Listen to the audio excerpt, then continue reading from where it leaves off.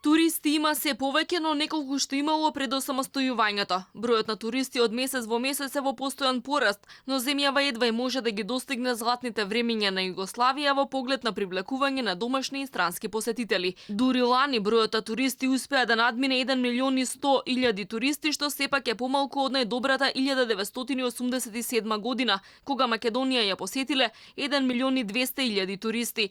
Освен субвенциите за нискобуџетни летови и туроператори кои ги воведе претходната влада, и граѓаните со ниски примања и оваа година ќе може да одат на одмор во земјава со државна помош.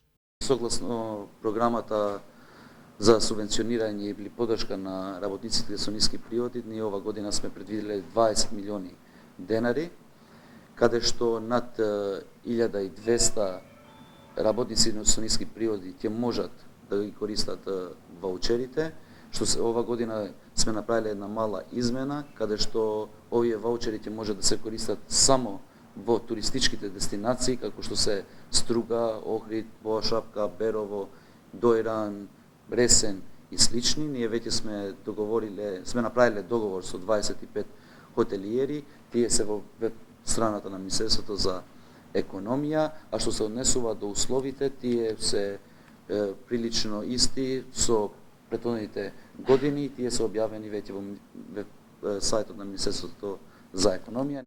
Семејствата со вкупни приходи пониски од 22.000 денари ќе може да аплицираат од денеска до 30 август. Министерството за економија веќе склучило договор со 25 хотели во Охрид, Струга, Попова Шапка, Берово, Ресен, Дојран и други локации, кои ќе ги примат ваучерите и треба да угостат 1200 лица преку оваа програма. За оваа намена, Министерството за економија ќе потроши 325.000 евра.